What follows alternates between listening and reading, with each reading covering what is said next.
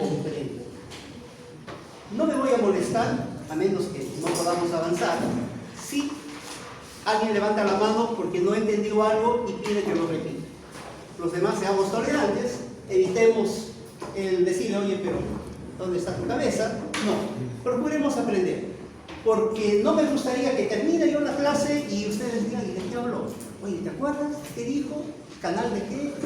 ¿Foro de qué? Y que no sepan, ¿de acuerdo? Ahora, no voy a pedir que sepan todos los detalles, pero sí, los resultados de aprendizaje que ustedes tienen en sus sílabos, sí debemos tenerlos claros.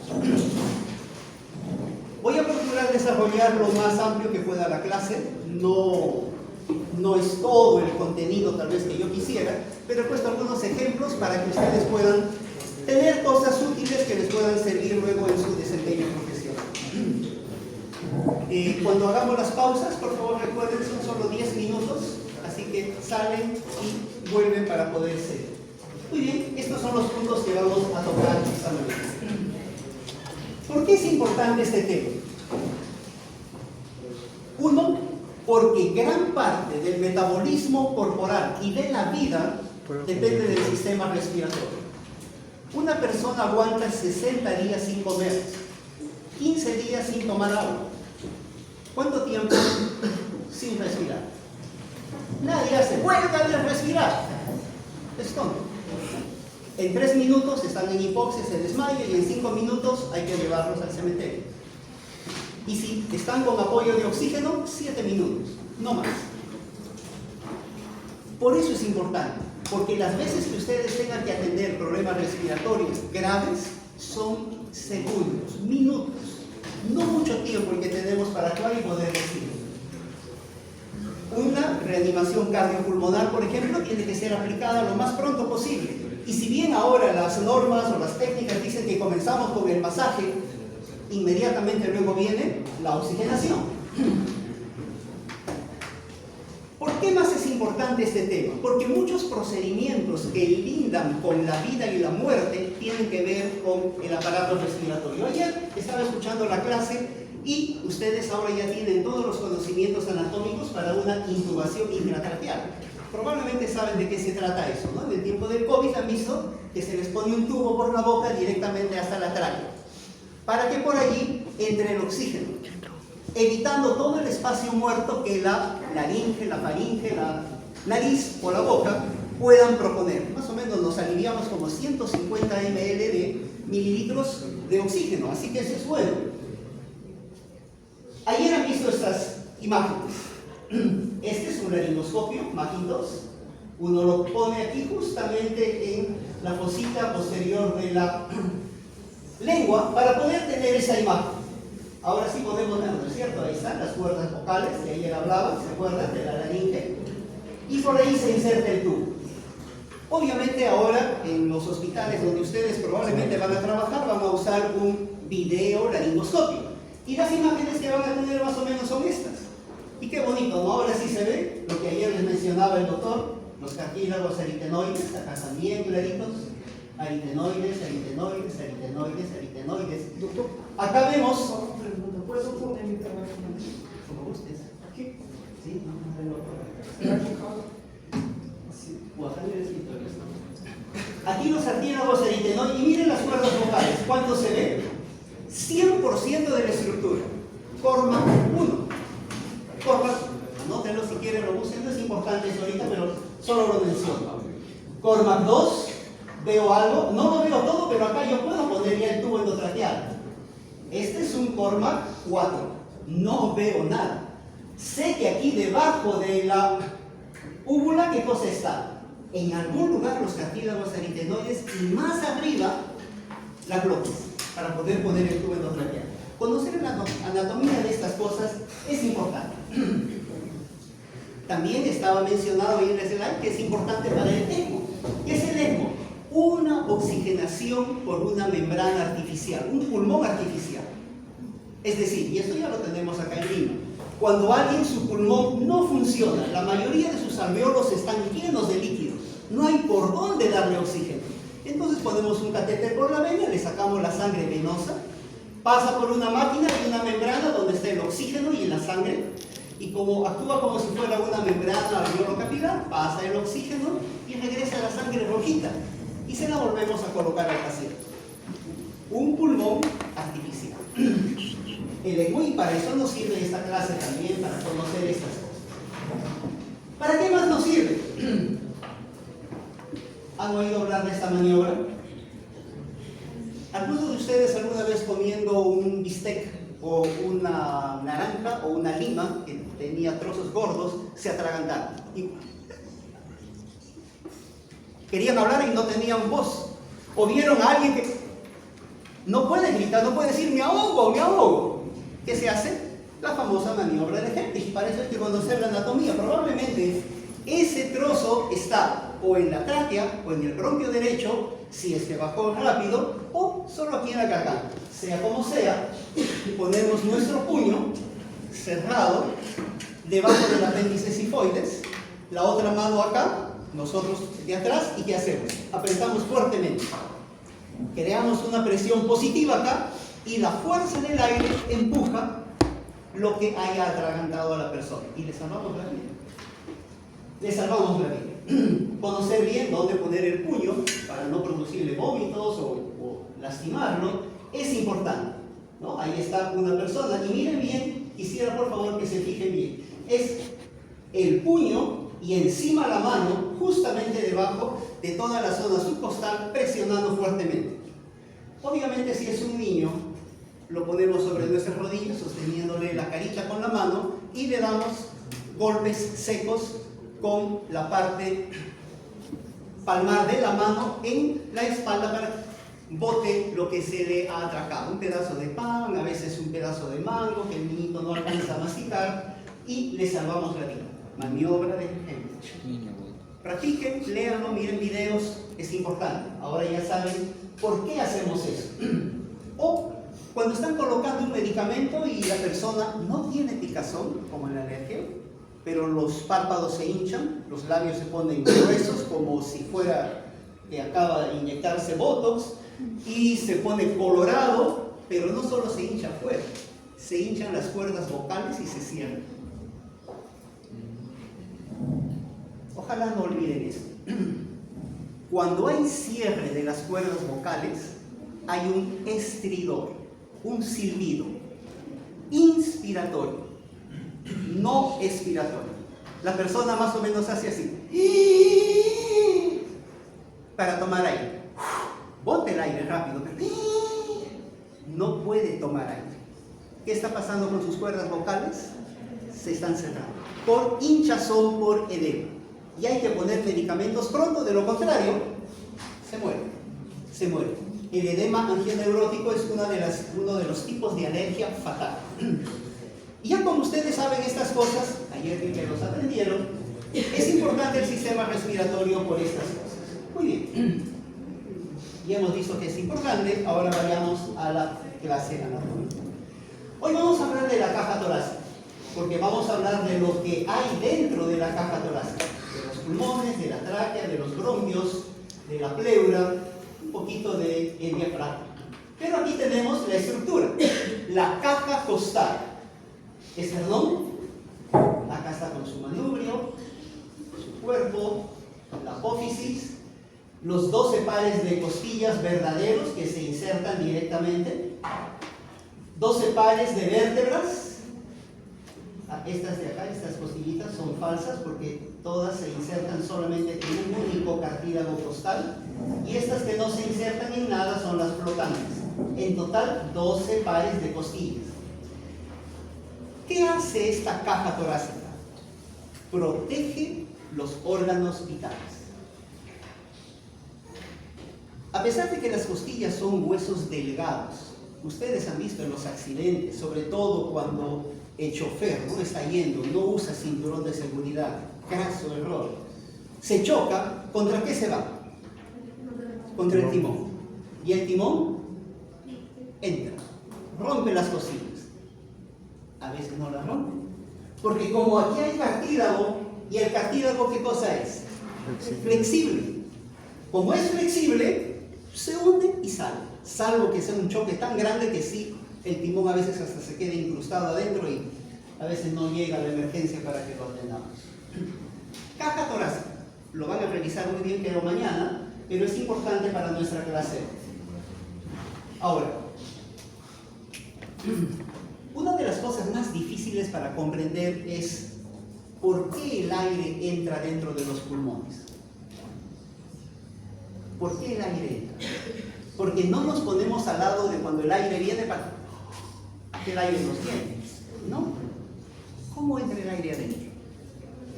Imagínense que yo tengo un globo pegado a las palmas de mi mano.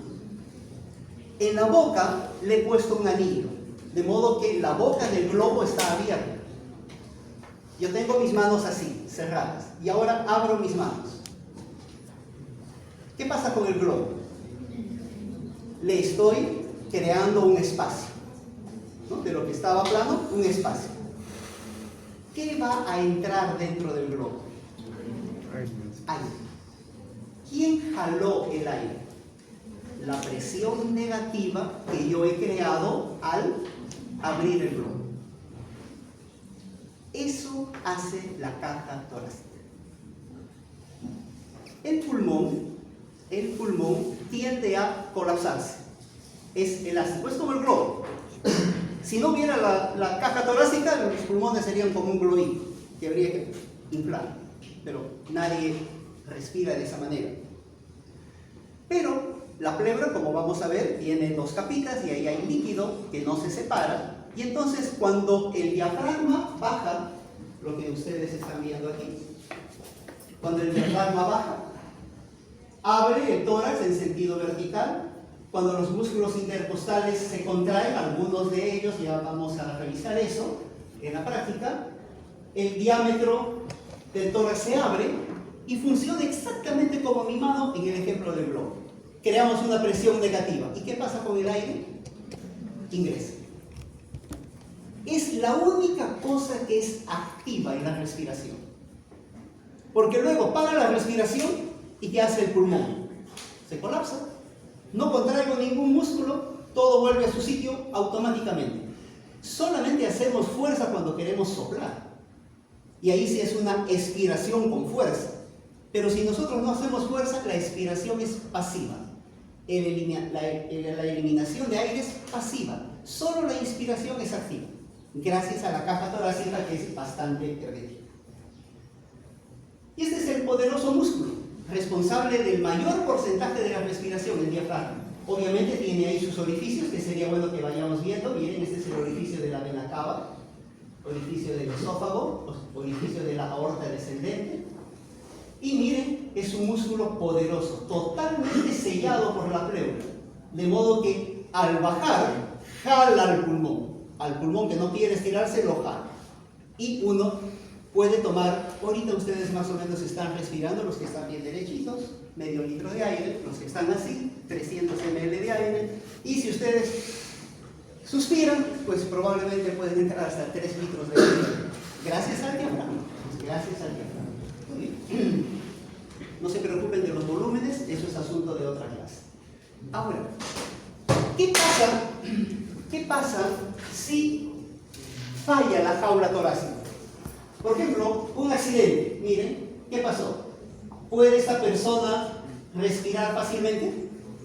Miren radiográficamente las costillas. Están desiguales. Probablemente esta puntita penetró, rompió la pleura y está entrando aire. Ya no va a haber hermeticidad. Cuando el diafragma baje, ¿va a poder jalar la misma cantidad de aire? No. Además, ¿quién se está rompiendo ahí? La pleura. ¿Y cuál pleura duele? ¿La de la pared o la del pulmón? La de la pared, que tiene sensibilidad. La del pulmón no me duele. Pero la de la pared sí, ¿no? Esa persona, si fuera esto una fractura cerrada, es decir, la piel no está abierta, uno le dice, tome aire. No puedo. ¿Qué pasó? Estaba subiendo la escalera, me caí, me apoyé justo y el borde de la mesa me tocó acá. Ya, con la historia ustedes pueden saber, posiblemente está fracturada la costilla. Hacemos la radiografía y hay que mirar bien, porque no siempre van a ver esto. Generalmente se ve así nomás. Y uno tiene que ver la fisura. El trazo está demostrando que la costilla está quebrada. Y cuando respira, esa fisura, se mueve y da dolor. Ahora, ¿qué pasa cuando el diafragma falla? Generalmente en los niños, en algunos niños, no siempre, no es así como les mostré, toda la bóveda llena. Tiene un orificio, un defecto, una hernia. Y el niño no lo siente. Solo cuando corre demasiado, se cansa. Otros es accidental. Este es un caso clínico. Este señor de acá. Hacía 20 años había tenido un accidente. El timón le había golpeado acá, se recuperó y se fue. No le tomaron radiografía. Después de 20 años empieza a tener cansancio cada vez que sube gradas, cada vez que hace esfuerzo, poco de disnea, fatiga, le toman una radiografía y miren, estómago, intestino transverso y vasos dentro del pulmón izquierdo. El diafragma estaba roto, tenía un hueco y por ahí se había ido parte del contenido abdominal hacia el tórax. Por eso es que no podía respirar bien. Entonces, son problemas que pueden haber y con esta clase intentamos más o menos demostrar. Muy bien. Una de las estructuras importantes es el esternón. El esternón tiene 3 partes. Algunos dicen que este es un puñal.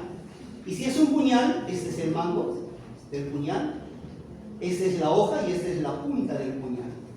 Manubrio esternal, el cuerpo del esternón, pero nos sirve para referencia, porque donde se une el manubrio con el cuerpo del esternón, hay una prominencia. Si ustedes se tocan, primero hay que tocar la escotadura, esto acá arriba, ¿no? Y van bajando, van a notar que de pronto hay un abultamiento. Ese abultamiento es este, la unión. La unión esta, donde justo está el segundo cartílago costal.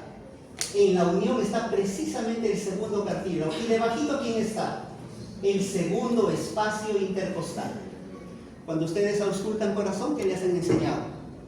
¿Ya han llevado? Bueno, en el segundo espacio intercostal van a examinar a este lado un punto de auscultación, al otro lado otro punto de auscultación, en el cuarto espacio otro punto de auscultación, y les van a decir, este es el foco aórtico, el foco pulmonar, la tricuspidia, la mitral. ¿Y cómo lo hacemos? ¿No? Hay ser paciente. ¿Dónde ahora pongo? Toco, y ¿qué voy a tocar? La prominencia en el tórax del paciente. Y sé que esa prominencia, que le llamamos ángulo de Lewis, es la segunda costilla. Inmediatamente debajo, ¿quién está? El segundo espacio intercostal. El esternón nos ayuda para tener esta referencia que es importante. Entonces ya sabemos, ahí pueden ustedes tener, obviamente debajo del segundo, ¿quién está? El tercer espacio intercostal, y debajo del tercero el cuarto espacio intercostal, que son los dos, el segundo y el cuarto, que nos ayudan en la auscultación del corazón. Solo como una referencia anatómica. Hay otro ángulo, el ángulo de Charpy, que sirve más o menos para ver la organización del cuerpo. Cuando el ángulo es exactamente de 90 grados, decimos que la persona es medio línea, es decir, una persona normal, entre comillas, ectópicamente. Si el ángulo es obtuso, más de 90 grados, es una persona que tiende a ser ancha, se le llama brevilíneo. Y cuando el ángulo es más agudo de 90 grados, es una persona que tiene el tórax muy estrecho, de modo que el ángulo subcostal es menor de 90 grados y es longilíneo. Algunos le atribuyen a esto la talla, más nosotros hacemos para ver la contextura corporal. Probablemente ustedes han oído hablar del pícnico, del normal y de la persona lepto, más o menos es eso, pero este ángulo de Charpy, que justamente está donde está la punta del apéndice sifoides, ese ángulo que forman las costillas, los cartílagos costales, nos ayudan para ver también este tema. Muy bien, pasemos a la pleura. La pleura es una membrana serosa, es decir, produce líquido,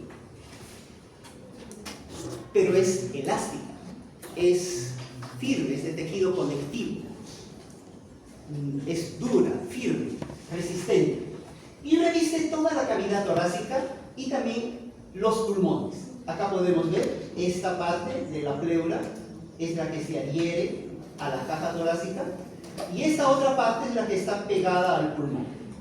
Esta que se adhiere a la caja torácica tiene inervación sensitiva para temperatura, para tacto, para dolor.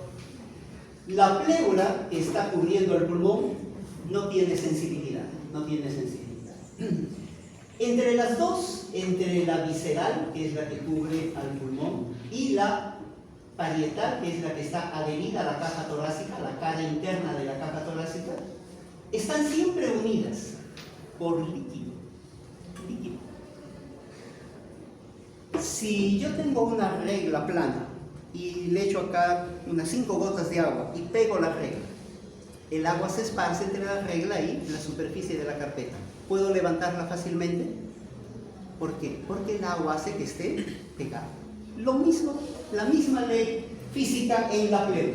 Por eso es de que cuando el pulmón se extiende, cuando la caja torácica se extiende, jala el pulmón y se crea una presión negativa para eso. Y acá tiene la pleura parietal, toma nombres según lo que esté cubriendo, ¿no? Acá será la pleura costal, la pleura apical, la pleura diafragmática, la pleura mediastinal, la que está aquí cubriendo el mediastino, es decir, toma nombre de donde esté llegando. Y los nervios también le llegan de donde está. Acá le inerva los nervios intercostales, por acá los nervios frénicos, todos sensitivos que vienen de las raíces de la columna vertebral, y entonces toda la pleura parietal es sensible. Esto es importante, porque es una sensibilidad puntual. ¿Por qué digo puntual? Porque en el abdomen no tenemos sensibilidad puntual. También el abdomen está cubierto por una parecida a la pleura, sino que no se llama pleura, se llama peritoneo. Y cuando ustedes estudien la famosa apendicitis aguda, se van a dar cuenta que el dolor inicialmente de la apendicitis aguda, ¿dónde es? En el epigastrio. No dice el paciente, ¿hace cuánto tiempo está mal?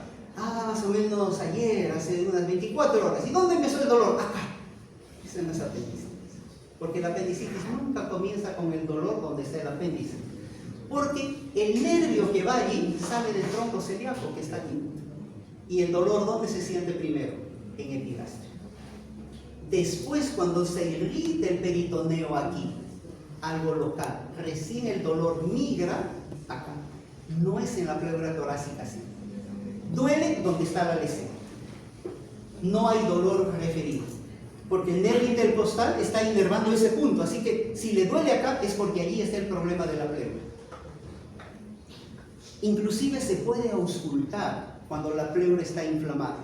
Cuando ustedes ¿han escuchado el pulmón por un estetoscopio? ¿Ya lo han hecho por curiosidad?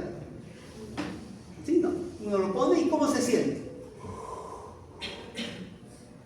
No es... Esa expiración larga es cuando hay broncoespasmo, ya lo vamos a ver después. Normalmente la inspiración se escucha. Solamente se escucha 1/3 o la mitad de la expiración. El resto de la expiración es muda. Pero cuando ustedes ponen y escuchan como si estuvieran frotando su cabello. ¿Qué pasó? ¿Dónde está el aire suavecito? La pleura está inflamada y se llama el grito pleural, el llanto pleural o el frote pleural. La pleura al moverse, cuando está irritada, inflamada, no solamente le va a doler a la persona, sino ustedes lo van a escuchar, frote pleural. Y pasa cada vez que se inflama. Por un golpe, por una neumonía ahí al ladito, y la neumonía está inflamando esa pleura, y la pleura en ese lugar le va a hacer producir dolor y le va a dar el famoso frote pleural. Muy bien, sigamos.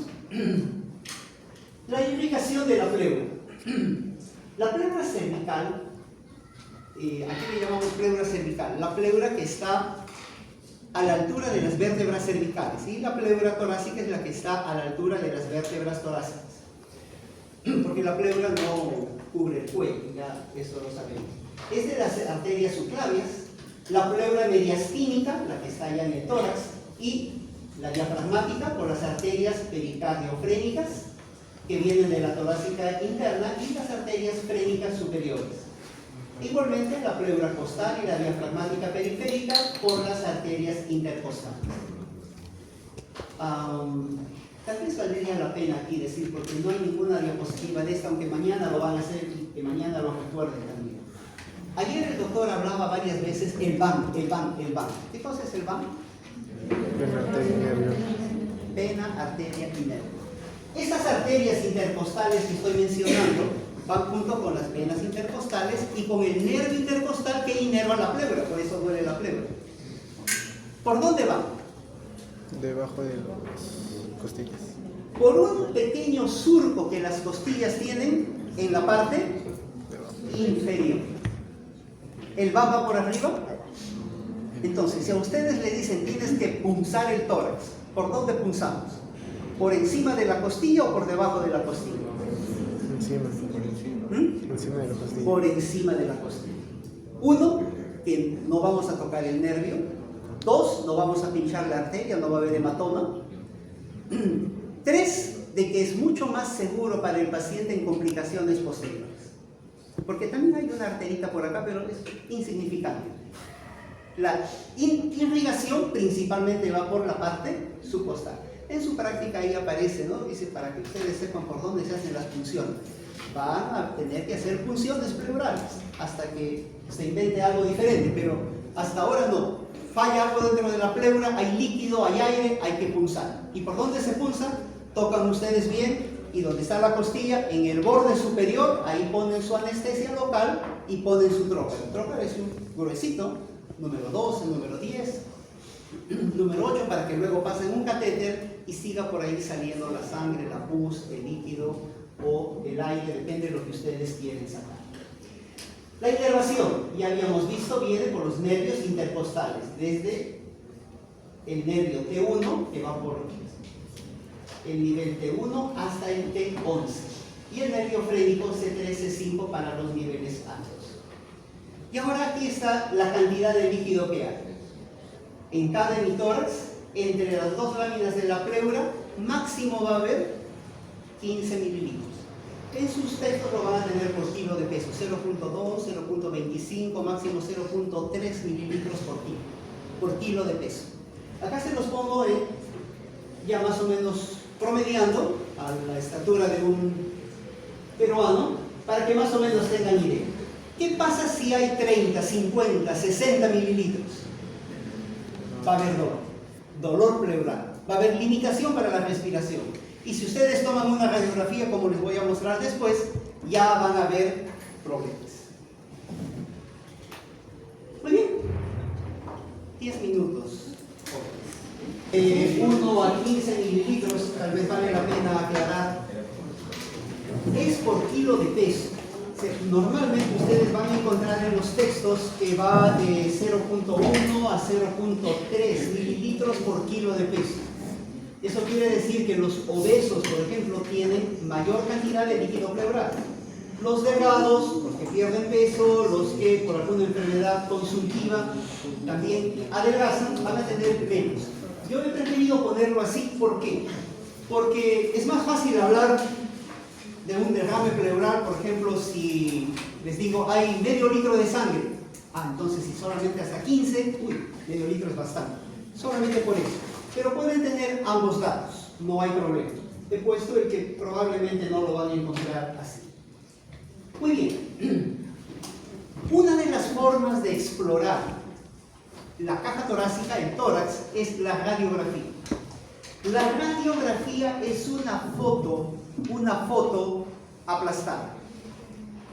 O sea, si yo tengo ahorita, por ejemplo, la corbata, está adelante. Imagínense que la corbata sale en la radiografía y ustedes ven ahí la corbata. ¿Pueden saber si está adelante o está atrás? No, porque si yo me la pongo exactamente acá atrás, ¿cómo la van a ver en la radiografía? En el mismo lugar. En el mismo lugar. ¿Cuándo la van a ver adelante? Si la radiografía es lateral. Ahí sí la van a ver adelante y decir, esta que está aquí no está atrás, está adelante. ¿De acuerdo? Entonces, en algunos casos es importante tomar dos incidencias. Esta que es la frontal y la que es lateral. Para poder saber si la neumonía, por ejemplo, está en el lóbulo anterior o en el lóbulo posterior. Porque en la radiografía frontal la vamos a ver abajo, pero no sabemos si está adelante o atrás. Solo tengan eso en cuenta, que es diferente en el caso del TEM o tomografía. TEM, ahora se dice TEM, ¿no? La tomografía espiral multicorte. Muy bien, detengámonos aquí porque es importante reconocer estas estructuras.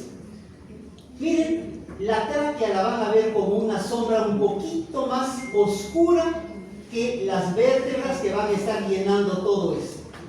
Todo esto es la columna vertebral, cervical arriba, torácica, aquí y acá ya, por ejemplo, más abajo, la columna lumbar. Este tipo de radiografía no nos permite ver los cuerpos vertebrales. Es más, una buena tomografía solo permite ver hasta el cuarto, hasta T4, no más. Si vemos toda la columna, aquí la veríamos ahí dibujadito, los cuerpos vertebrales, es una pésima radiografía. Muy penetrada, o sea, quemó todos los tejidos blandos y solo nos está mostrando los huesos. Eso lo hacemos cuando queremos ver la columna. Pero cuando queremos ver los pulmones, queremos ver el mediastino, queremos ver el corazón, la columna vertebral no se ve. Pero la tráquea, la zona donde está la tráquea sobre la columna, siempre la vamos a ver menos blanca, o sea, más radio opaca. Radiolúcida, perdón, radiolúcida. Lucidez es negro, opacidad es blanca. Ahora, esta sombra de acá, que se ve como un pequeño abultamiento, siempre va a ser la vena cava superior. Aquí casi no se dibuja, va a estar en la aurícula derecha, y esta sombra es del ventrículo derecho. Acá dice aurícula derecha, que el aurículo está acá arriba, y el ventrículo derecho que viene más o menos hasta acá. Y el ventrículo izquierdo casi está apostado en el diafragma. Y acá vemos la punta del ventrículo izquierdo. Todo esto es la silueta cardíaca, y estos son los grandes vasos. Este es la aorta, por ejemplo, que sube por acá, da la vuelta, el callado, pero acá vemos la cava inferior casi no se ve, está escondida en la silueta cardíaca. Y este es el mediastino ocupado por el corazón. Y este es el pulmón. El pulmón. Esta partecita de aquí es importante. Es un ángulo. El ángulo de las costillas, costo, y del diafragma, frénico. Ángulo costo-frénico. Siempre normalmente es lúcido, oscuro, medio negro. Salvo que haya más líquido pleural que el que debe haber.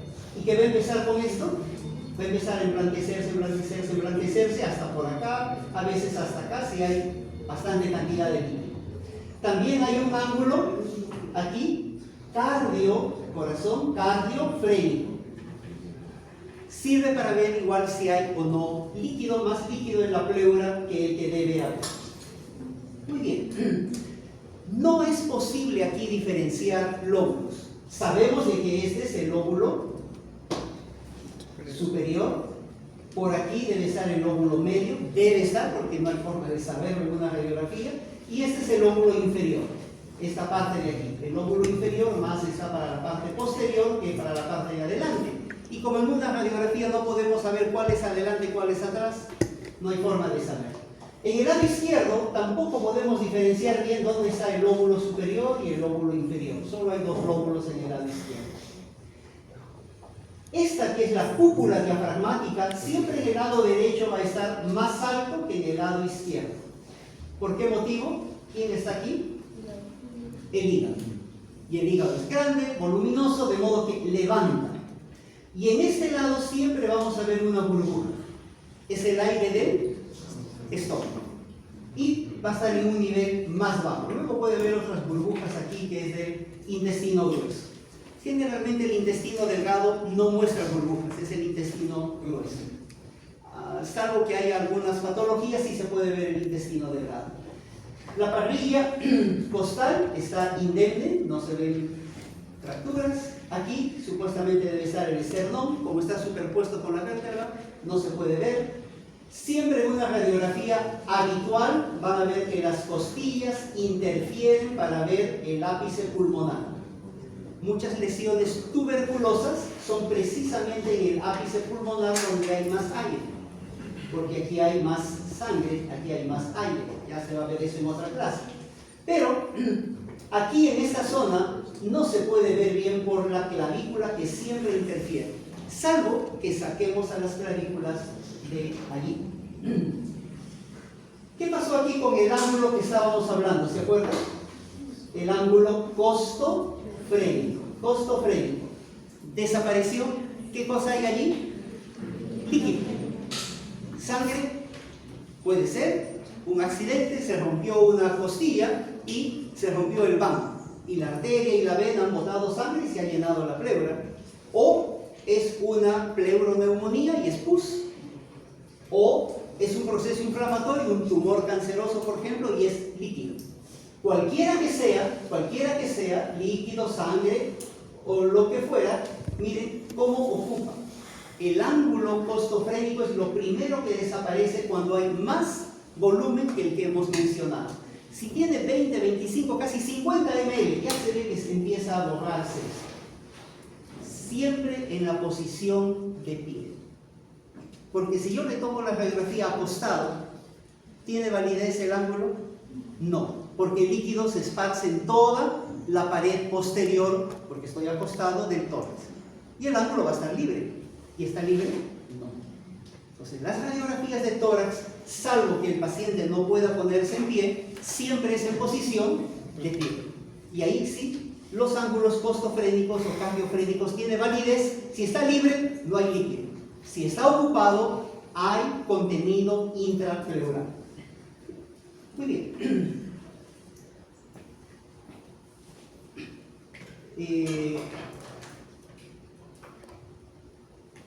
¿Qué notan de diferencia entre estas dos radiografías? Miren eso, rápido y bien. No lo he mencionado, pero sí se ve.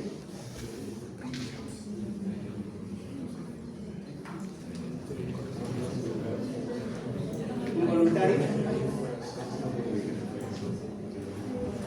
Lástima que esto esté. De repente hay que pedir a la secretaría que nos ponga ahí una cortina para poder ver los detalles. Miren, esta zona es el ilio. El ilio es la zona donde entran los vasos sanguíneos, los bronquios, etc. ¿No? Acá también hay un ilio. Pero miren cómo se ve el pulmón. Siempre se ven los bronquios que entran aquí. Los bronquios son los negritos. La parte clarita es la sangre que está en el pulmón. Miren hasta el borde. Hasta el borde. Acá ustedes ven pulmón. Miren eso. Acá hay pulmón. Aquí hay pulmón. ¿Hay pulmón? No hay pulmón. Algo entró entre las dos pleuras. Aire. Y cuando no hay aire, ¿qué hace el pulmón? El pulmón es elástico, se colapsa. Y el pulmón ahorita en este momento está aquí. Todo el pulmón derecho está aquí. Aquí. Esto está sin pulmón.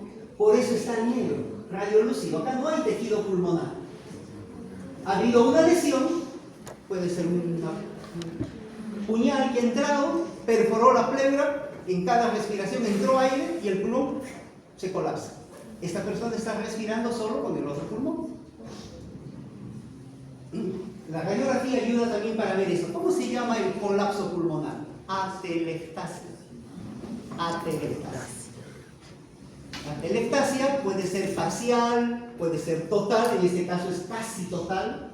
A veces es parcial nomás, toda una punta del ápice, por ejemplo, toda esta zona no está negrita. Quiere decir que el lóbulo superior, algo pasó y se colapsó. Una atelectasia en el lóbulo superior, por ejemplo. Muy bien. ¿Recuerdan acá, no? La burbuja del estómago. ¿Qué más les llama la atención en esta radiografía? Miren el nivel del hígado y el nivel del estómago. ¿Cómo está? Igual. Al mismo nivel. Quiere decir que aquí hay algo que está empujando. Y definitivamente no es el pulmón, porque el pulmón no empuja. El pulmón se colapsa. ¿Quién está empujando ahí? El aire que está atrapado en esta zona. Aquí hay que poner un dren más o menos a esta altura para empezar a sacar el aire.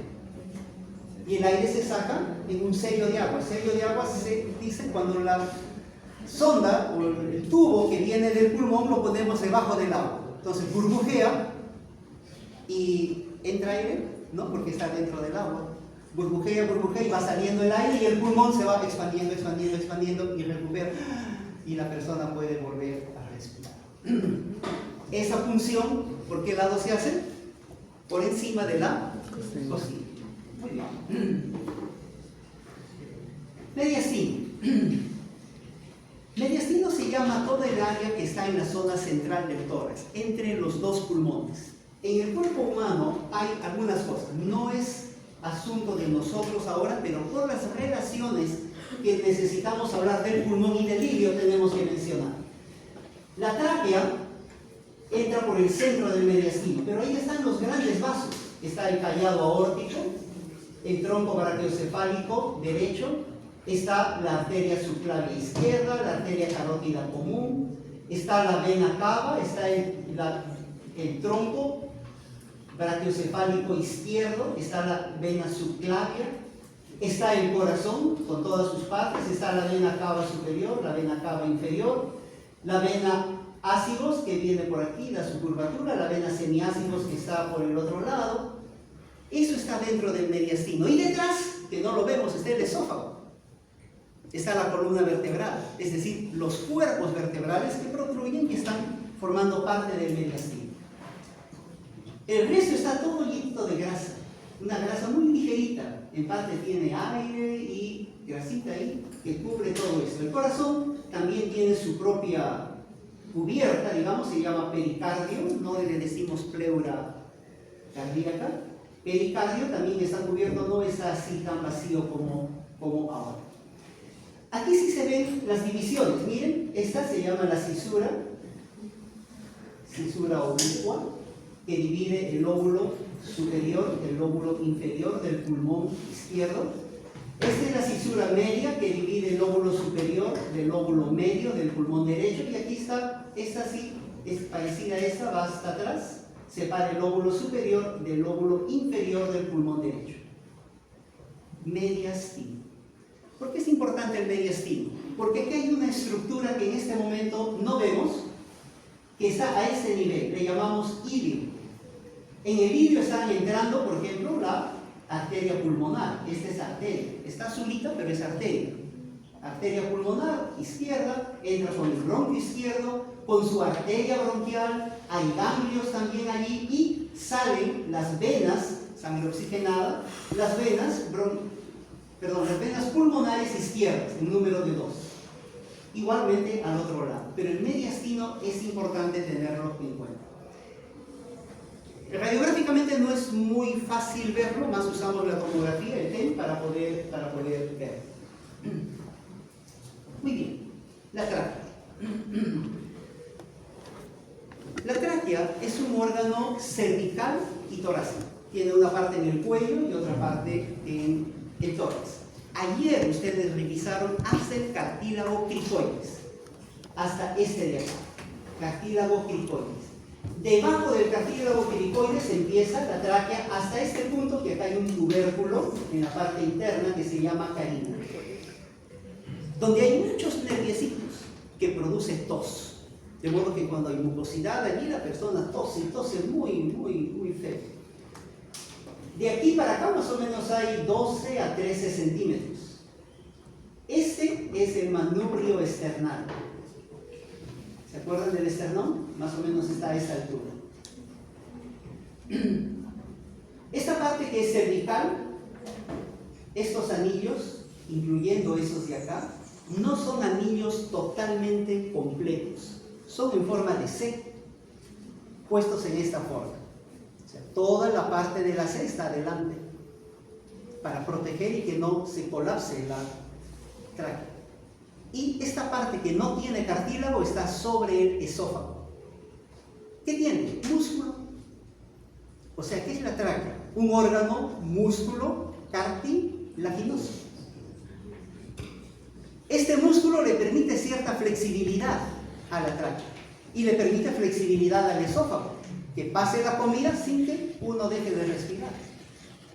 le permite a los dos estar cerca. Solo que hay un problema. Si embrionariamente una parte de ese músculo que divide la tráquea y el esófago no se forma, puede haber comunicación entre la tráquea y el esófago.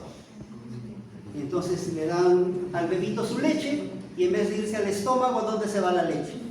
Al pulmón, porque está unido en algún lugar del esófago, ya lo vamos a ver. Pero recuerden, los anillos traqueales, ¿hacia dónde están proyectados? Hacia adelante. La zona blanda, la zona muscular, ¿dónde está? Contra el esófago, para poder permitir que ambos puedan funcionar sin molestarse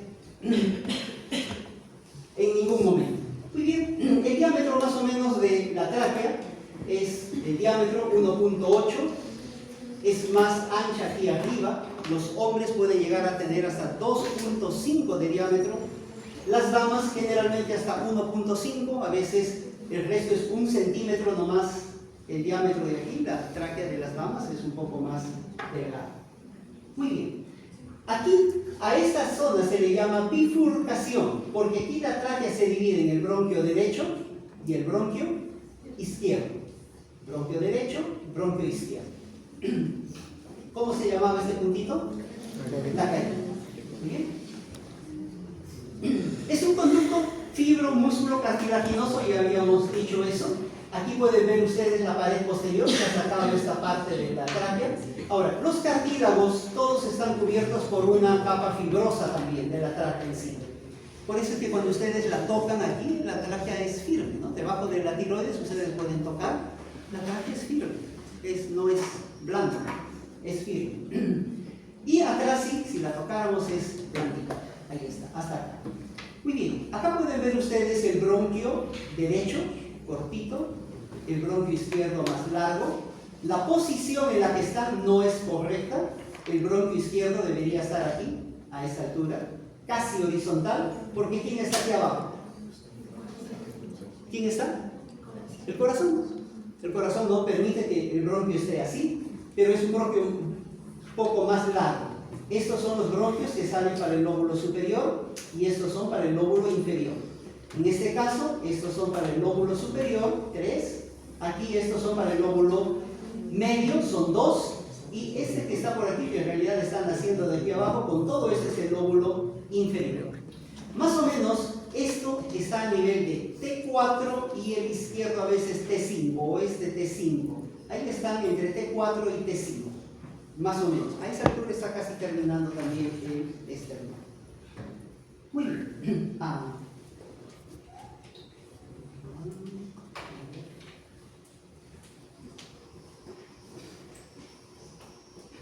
Acá tenemos algo importante. Miren. Esta es la mucosa de la tráquea. No se puede ver aquí, es un detalle muy chiquito. Hay unas células, porque este es un epitelio cilíndrico, pseudoestratificado, y tiene células mucosas. En las células mucosas también hay un líquido que defiende, nos defiende de las partículas que las vibrisas no logran captar, ni la mucosidad de la nariz logran atrapar y que pasa. Entonces, este epitelio tiene además vellosidades.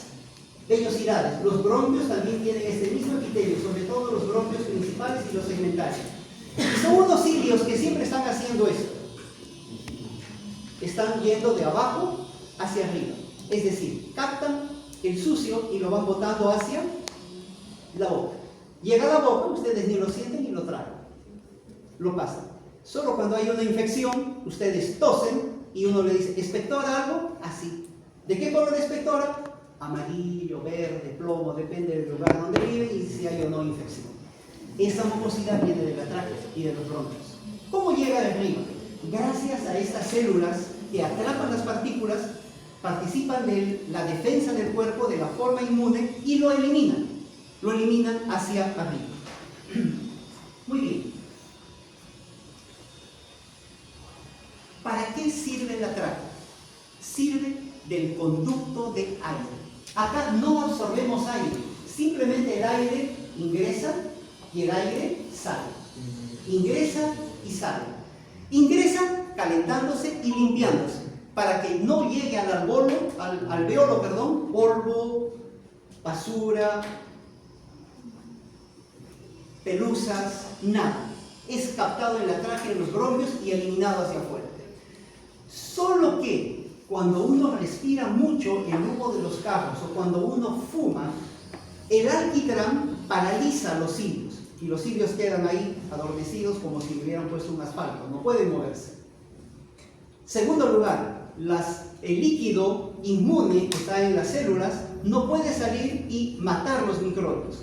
Entonces la bronquitis crónica o la enfermedad pulmonar obstructiva crónica de los fumadores es más frecuente porque bloqueamos el mecanismo defensor inmune que tiene la tráquea.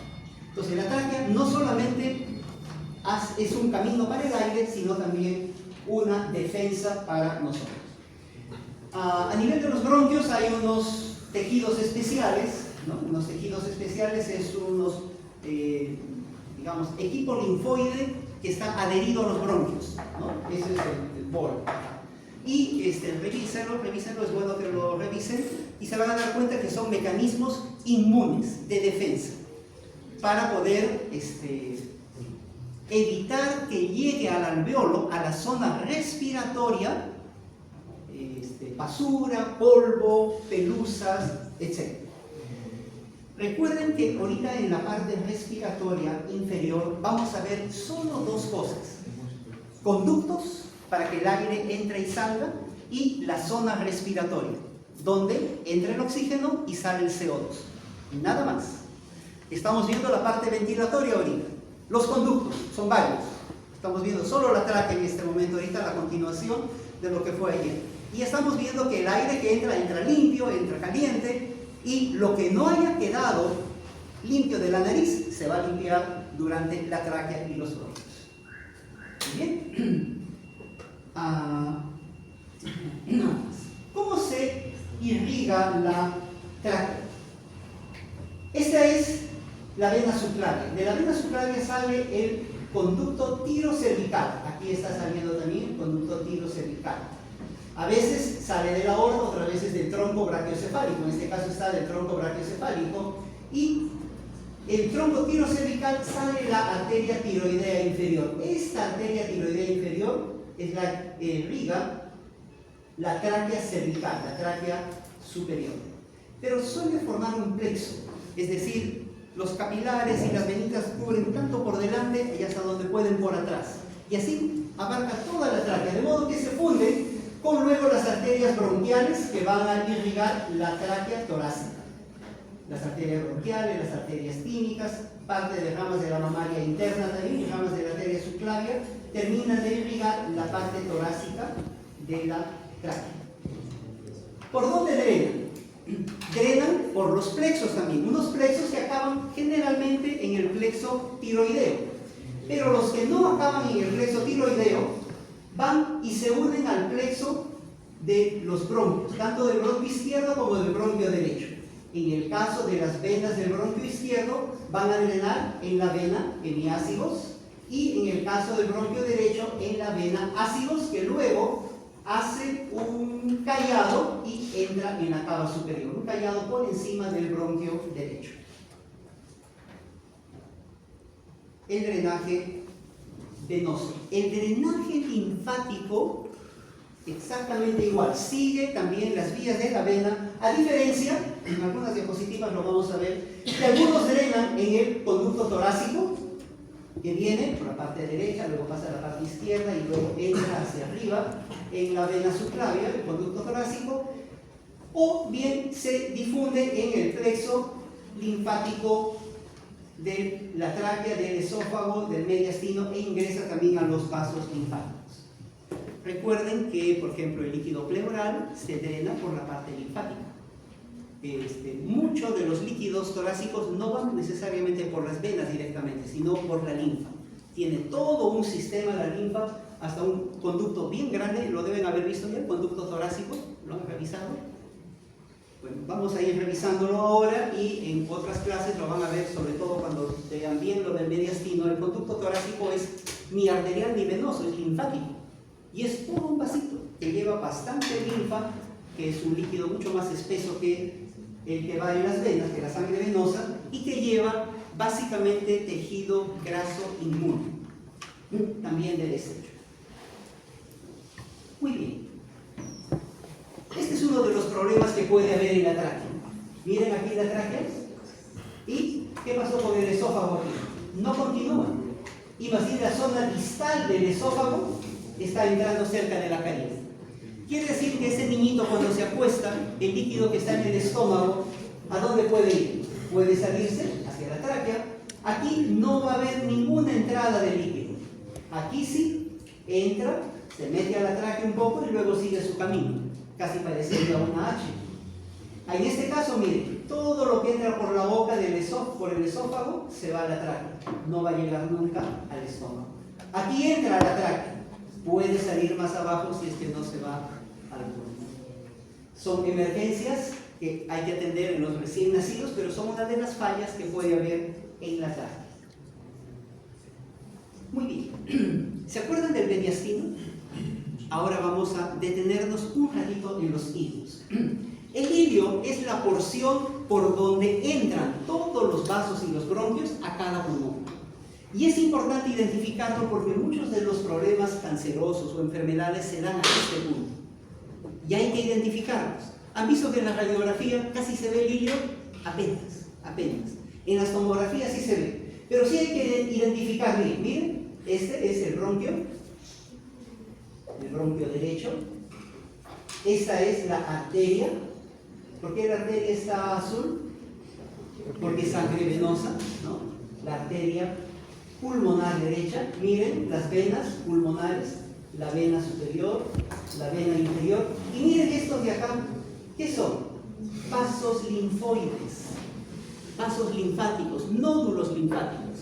¿Qué pasa si hubiera un cáncer? ¿Cómo estarían estos nódulos? Grandes, presionando, agrandando, deformando el hilio. Por eso es importante conocer bien estas estructuras. En el lado izquierdo, de igual manera, acá tienen la arteria. En el lado izquierdo está por encima del bronquio izquierdo. La vena pulmonar y los ganglios o los vasos linfáticos. Ahora, miren en este lado izquierdo, ¿quién ha hecho esto? ¿Quién ha dejado acá su huella? El callado aórtico, ¿no? Y así los vasos van dejando su huella, tanto en esta figura como acá también tienen sus huellas. No es importante ahorita, por eso no nos detenemos en eso, sí en las estructuras del hilo. Miren el lado linfático. Miren cómo está. Todos estos son ganglios linfáticos. Miren cómo el hilio está lleno de vasos linfáticos y ganglios linfáticos. Porque hay que drenar todo lo que se produce aquí a nivel pleural, que todo drena, ese líquido que la pleura produce y que decimos de que máximo es 15, depende, ¿no?, por kilo de peso. La membrana serosa produce el líquido. ¿Pero de dónde se va? Drena por la linfa. Entonces, todo eso viene más el drenaje linfático de los propios pulmones. Todo sale por el hilio. No hay otra forma, no otro lugar por donde entra. Y entonces ahí en el hilio se pueden acumular ganglios, tanto en el pulmón izquierdo como en el pulmón derecho. Y eso es importante. ¿Cómo los vamos a ver? Acá hay otra imagen, tal vez más clarita, también ya con todas las estructuras, ¿no? Con los vasos sanguíneos y todo, pero es el mismo hilio, no vamos a demorar mostrándolo. Acá en el lado izquierdo también.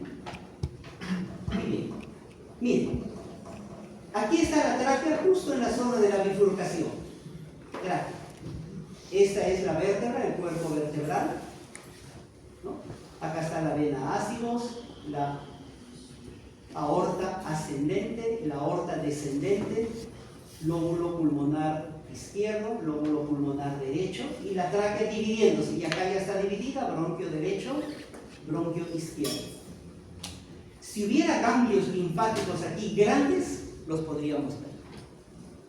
Esta es la forma más clara, sea en este tipo de cortes o los cortes sagitales, donde se puede ver mejor el lirio y los problemas que puede haber en el lirio pulmonar con las TEM, la tomografía espiral multicore. ¿Pueden seguir? ¿Quieren un descanso? ¿Seguimos? Descanso. Seguimos, ¿muy bien? Entramos a un punto un poquito pesado, pero no lo vamos a hacer tan pesado ahora, sino después. Miren, voy a volver a repetir. El bronquio derecho es corto y tiene 3 lóbulos: superior, medio, inferior. El bronquio izquierdo es más largo y tiene solo 2 lóbulos: superior e inferior. Si bien los bronquios pueden dividirse en varias familias, es decir, un bronquio da 2, este da 2, este da 2, 2, 2, 2, y se van hasta dentro del pulmón, que hasta que son muy chiquititos. Si bien eso es cierto, y todos conducen aire, todos tienen cartílago, excepto los últimos que ya no tienen cartílago, solo tienen músculo, pero una cosa sí es cierta: no hay bronquio que vaya a 2 partes del pulmón. Al final el pulmón está bien dividido. De modo que si está una parte enferma del pulmón, solo necesito sacar ese pedazo.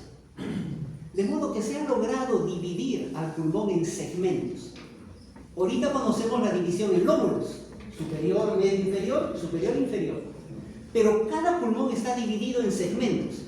Cada segmento recibe una arteria, una rama de la arteria pulmonar, una ramita de la arteria bronquial. La arteria bronquial sí le da sangre arterial, porque viene de la aorta. Tiene su bronquio y tiene sus venas. Ese pedazo. De modo que si yo lo saco, no va a sangrar el resto, porque el resto también tiene su arteria, su vena y su bronquio. ¿Cómo se llaman estos pedacitos? Segmentos. Y eso sí lo van a tener que aprender. Pero vamos, sí va a ser fácil. Entramos entonces al árbol bronquial. Muy bien, vamos primero a aprender las diferencias entre el bronquio derecho y bronquio izquierdo. Acá sí hay una foto que es verdadera. Miren, ¿qué notan de diferente entre el bronquio izquierdo y el bronquio derecho? Si yo pongo una canita y la pongo aquí, dentro de la tráquea, ¿a dónde se va a ir? ¿Al derecho o al izquierdo? Derecho. El bronquio derecho es más perpendicular. El bronquio izquierdo es horizontal. Los cuerpos extraños, frijolitos, esas cositas que se ponen aquí, moneditas chiquitas, botoncitos que los chiquitos se meten por la nariz, por la boca y se los respiran. ¿A dónde van a acabar? En la tráquea y al bronquio derecho. Si la persona está inconsciente y ustedes van a atenderle y notan que ha vomitado, y ahí ha estado respirando su vómito, ¿ese vómito a dónde se ha ido? Al pulmón derecho. Por la forma que tiene, todo va a ir más fácil al lado derecho, no al izquierdo. No al izquierdo. Esta posición es importante, porque si dices, mijito, se tragó y está bien, sí lo va a respirar. Ese cuerpo extraño probablemente, ¿dónde ha ido? Hacia el bronquio derecho. Hacia el bronquio derecho. Eso es algo importante que hay que tenerlo en cuenta. El bronquio derecho además tiene otra diferencia, es cortito. Cortito, si hiciéramos una endoscopía y metemos aquí un tubito para mirar, apenas entremos aquí vamos a ver la abertura, el orificio del bronquio, primer bronquio segmentario, lobular, perdón, que va a ir hacia el lóbulo superior. Mientras que aquí entramos, casi no se ve el bronquio que va al lóbulo, porque es largo este bronquio izquierdo. Este es corto, este es largo, este es horizontal, este es perpendicular. Casi siguen la misma dirección de la tráquea. Los cuerpos extraños van a ir acá, los vómitos aspirativos van a ir hacia acá. Esas son las principales diferencias que hay entre los dos bronquios. Este niñito, por ejemplo, se comió este pedacito, se inhaló esto. Ustedes lo pueden ver aquí, casi no se ve como es de plástico, apenas se ve. Este es el dibujo donde está, ahí se ha quedado atracado. Y esta es una broncoscopía. Ahí lo vieron y lo recuperaron. ¿A dónde se había ido? Al bronquio derecho. Por la forma, por la posición, por la anatomía que tiene el bronquio derecho. Muy bien. Árbol bronquial. Aquí sí ya lo tenemos completo. Presten atención a esto y no va a ser difícil. Miren. Tráquea, bronquio derecho. El bronquio derecho se divide en bronquios lobulares. ¿A qué lóbulo irá? Lóbulo superior. El lóbulo superior, ¿cuántos segmentos tiene? 1, 2, 3. Apical, el que va arriba, posterior, el que va atrás, y anterior. 3 lóbulos. Bronquio izquierdo. El bronquio izquierdo es largo y tiene 2 bronquios lobulares, el superior y el inferior. El superior tiene varios segmentos. La cosa es de que el superior, el apical y el superior se han juntado, es uno solo. No es apical y posterior. Acá es uno solo el apical posterior. Por eso acá hay un segmento menos que acá. Y como acá también se pega otro, tiene 2 segmentos menos el lóbulo izquierdo. Pero acá está el apical y el posterior. Luego está el anterior. Y en vez del lóbulo medio, acá tiene un lóbulo de la língula superior e inferior. Este es el bronquio que va al lóbulo medio derecho. Tiene un lateral que va hasta bien afuera y un medial que se queda aquí adentro. Lóbulo medio. Y termina el bronquio derecho con los segmentos para su lóbulo inferior. En este caso, aquí tiene para el lóbulo basal medial, basal posterior, basal lateral, basal anterior y el superior, que está aquí arriba, que no pertenece al medio. Para el lóbulo superior del lóbulo inferior. Aquí también está el inferior, donde está pegado también el basal posterior. Basal y posterior está junto. Ahora, vamos a ver más fotos de estos segmentos cuando toquemos los pulmones. Pero sí les pido, aprendan los segmentos. Eso es importante. No porque vayan a ser cirujanos cardiotorácicos, pero tienen que aprender los segmentos. Por ahí puede haber algún profesor que se le ocurra preguntar eso. Acá lo tenemos más clarito. Bronquio derecho, lóbulo superior, ahí tienen los 3 segmentos. Bronquio derecho, lóbulo medio, los 2 segmentos. Díganles, ¿has pasado la presentación? Es fácil, lo van a poder ver. Lóbulo inferior, ahí tienen todos los segmentos del lóbulo inferior. Este de acá es del lóbulo inferior, este de acá. Y todos estos de aquí, del lóbulo inferior. Luego el bronquio izquierdo, lóbulo superior, sus segmentos, todos estos, hasta acá. Este de acá no, este es del lóbulo inferior. Y los segmentos del lóbulo inferior, todos estos más el que se quedó ahí arriba. Muy bien. ¿Cuántas divisiones tiene? Quiero que observen esto. Miren, acá viene la tráquea y se divide en 2, se divide en 2, se divide en 2, se divide en 2, se divide en 2, se divide en 2, se divide hasta aquí. Más o menos son como 19 familias, 19 veces que se dividen, hasta ser bien delgadito. Los últimos ya no tienen cartílago. Cuando hay cartílago, y es un cartílago completo, ¿se colapsa? No se colapsa, porque el cartílago lo mantiene. Pero donde no hay cartílago y hay músculo, ¿puede estrecharse? Sí. Y los pulmones y el sistema respiratorio está inervado por los sistemas simpático y parasimpático. Eso sí lo tienen que aprender, lo vamos a ver en un momento. El sistema parasimpático viene por el nervio vago. ¿Se acuerdan del 10º par del nervio vago? ¿No? Un vago derecho, un vago izquierdo, bajan hasta el sistema digestivo, hasta el estómago. Dejan ahí sus inervaciones del corazón, pero para el pulmón ingresan, llevando el sistema parasimpático. El sistema parasimpático es broncoconstrictor y secreta mucho moco parasimpático.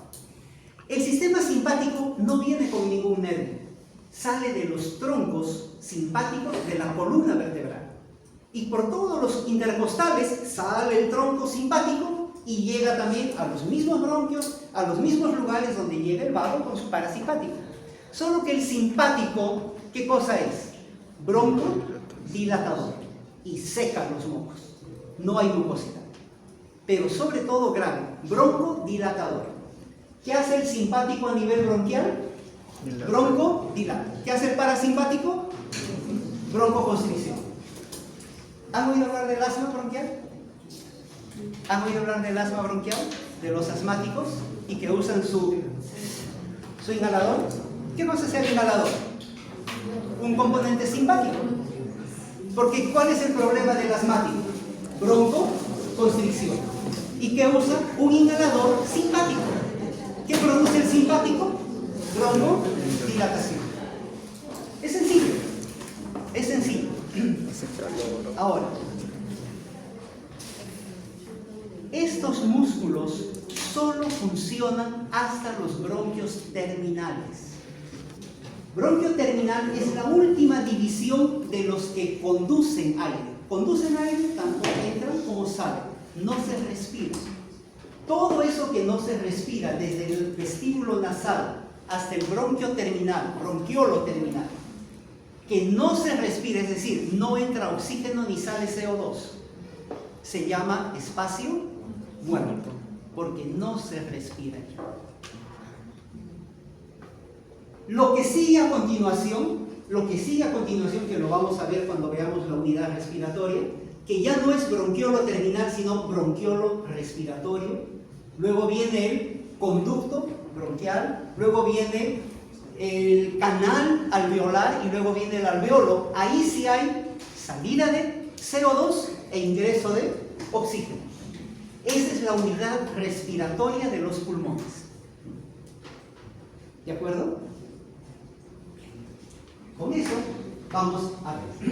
Muy bien, esta diapositiva era solamente para que vean. Hasta de aquí en adelante ya no hay cartílago, estos bronquiolos conducen aire, pero esta partecita de acá, el bronquiolo terminal, tiene puro músculo, y esta parte ya son los respiratorios, que acá lo tienen en grande, que lo vamos a ver posteriormente. Muy bien. ¿Podría repetir los nervios? ¿Hasta dónde funcionan? Sí, aunque lo vamos a ver en un momento. Sí, lo vamos a ver. Si no queda claro, por favor, me lo dices. Muy bien. La irrigación bronquial. Irrigación y drenaje venoso de los bronquios. Aquí vemos unas arterias, miren. Esta es la aorta, el callado aórtico. Y directamente de la aorta sale la arteria bronquial superior izquierda y a este lado la arteria bronquial superior derecha que va hasta el otro lado, hacia el lado derecho. Del tronco de la aorta, de la misma aorta. Esta sí es sangre oxigenada. Recuerden, las arterias pulmonares que salen del ventrículo derecho llevan sangre venosa. No es nutritivo para el pulmón. El pulmón y los bronquios viven gracias a las arterias que van pegadas a los bronquios. Las demás arterias que entran son estas arterias de acá, las intercostales, que también vienen en parte a veces de la aorta o de otros troncos que van de las intercostales. Pero directamente de la aorta va la arteria bronquial izquierda, superior, inferior, y la derecha, superior e inferior, directamente de la aorta. Esta es la irrigación sanguínea. El drenaje venoso, ya lo había mencionado, todos van, el lado derecho a la vena ácigos, el lado izquierdo a la vena hemiácigos, del plexo traqueal y del plexo bronquial. Ahora, el demás drenaje venoso, que en realidad es sangre arterial, sale por las venas pulmonares.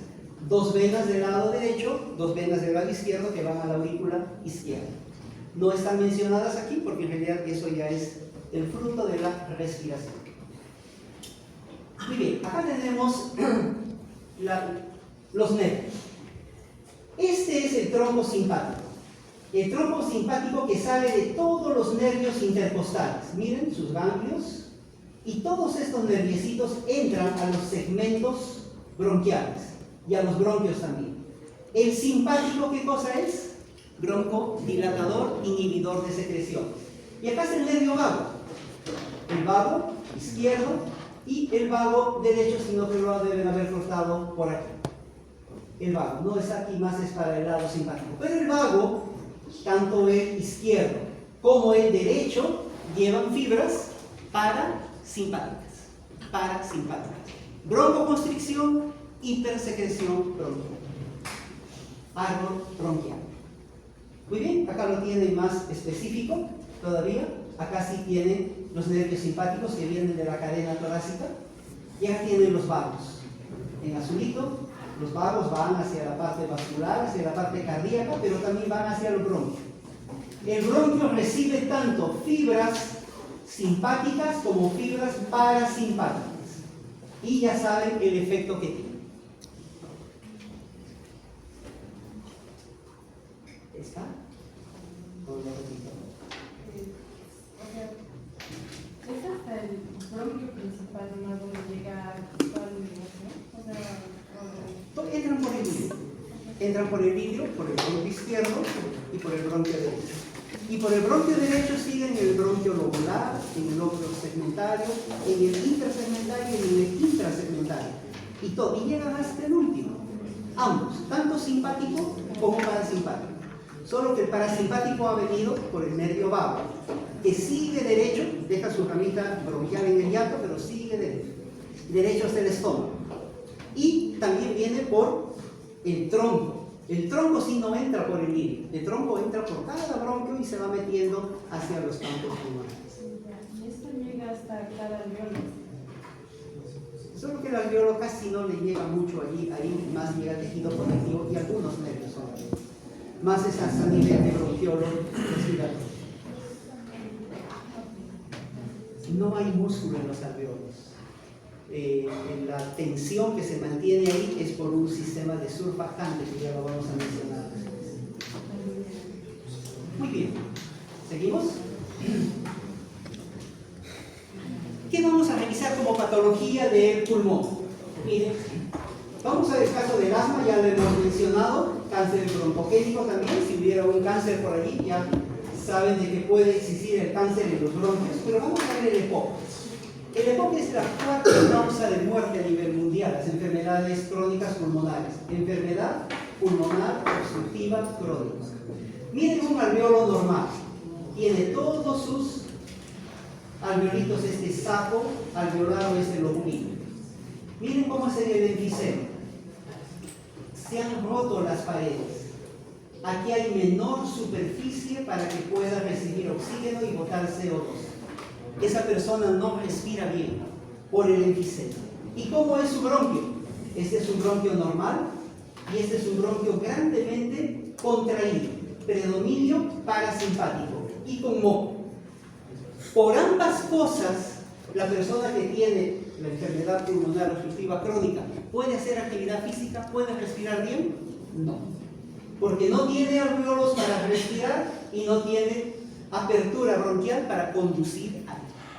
Ambos sistemas están comprometidos en la enfermedad pulmonar obstructiva crónica. ¿Cuál es la causa principal del EPOC? El tabaco, cigarrillo. Segunda causa, la minería, por los metales y todo lo que hace. También la construcción, cuando a veces el cemento tiene mucho asbesto, también puede dar algo de EPOC, pero más es el cigarrillo. Algunas personas de la sierra que cocinan en fogones que no tienen su chimenea para llevar el humo y respiran el humo, pero todo lo cocinan en fogón, también pueden tener, porque es como si estuvieran directamente fumando el carbón con el que están cocinando. Muy bien. Pasamos a pulmones. 10 minutos, jóvenes. 10 minutos. La acción de los pulmones con la caja torácica. El ápice pulmonar va hasta por encima del nivel clavicular y de la primera costilla costal. Ápice pulmonar. Acá tienen el lóbulo superior, lóbulo medio, lóbulo inferior. En el pulmón izquierdo es más pequeño, igual el ápice se proyecta por encima de la clavícula y por encima del primer arco costal.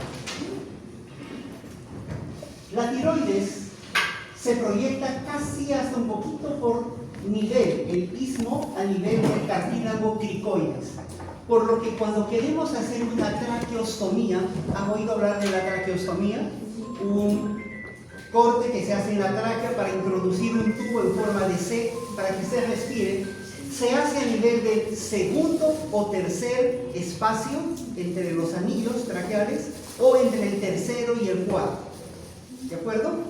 Para no estar dañando el cartílago cricoides ni tampoco acercándonos demasiado a los grandes vasos que están cruzándose en la parte más inferior. Pero esto ya está detrás del manubrio external. En este nivel se hace la traqueostomía.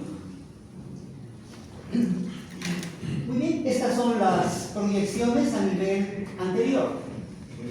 A nivel posterior, de igual manera, aquí tenemos el lóbulo superior, la cisura oblicua del lado derecho, del lado izquierdo, perdón, al revés, del lado izquierdo, del lado derecho.